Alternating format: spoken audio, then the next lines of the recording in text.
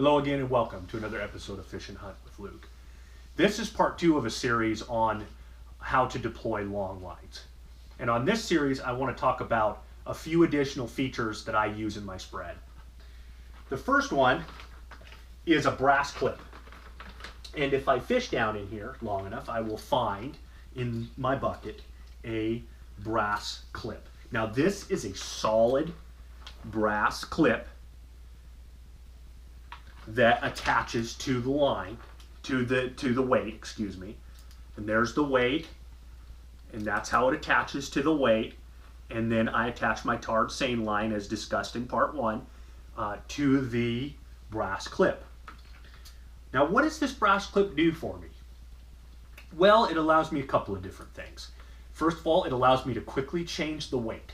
So depending on where you hunt at or different situations, high winds, high current versus just stagnated water, you may want to vary the amount of weight you use. So right here is a small weight. It's probably about 2.5 pounds, and it would work best in probably calm water or reservoirs, somewhere where there isn't current or tides. What are the other advantages to a brass clip?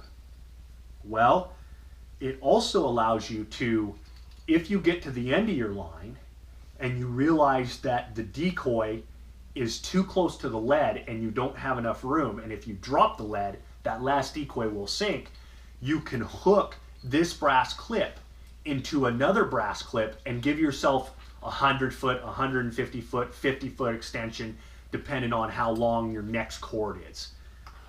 So those are the advantages of the brass clip.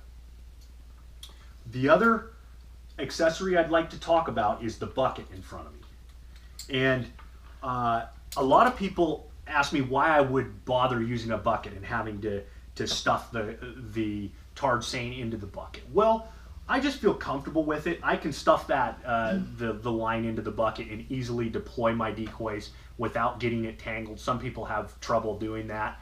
I, however, do not. You can also use a spool. I see a lot of people out there using just a wind-up spool, an electrical cable spool, something like that. One thing to keep in mind is if you choose to go with a standard 5-gallon bucket that you can purchase at a hardware store, you're going to want to definitely drill the bottom of the bucket. And here we can see that I've taken like a 3/32 drill and I've just punched several holes in there, and that allows the water to drain. If you don't drain the water, when it gets freezing cold out, if you hunt in cold temperatures, that water will freeze and then you'll have a really tough time pulling your long lines out of the bucket. So this has been part 2 of my long line deployment episodes, and I thank you for watching. Please subscribe.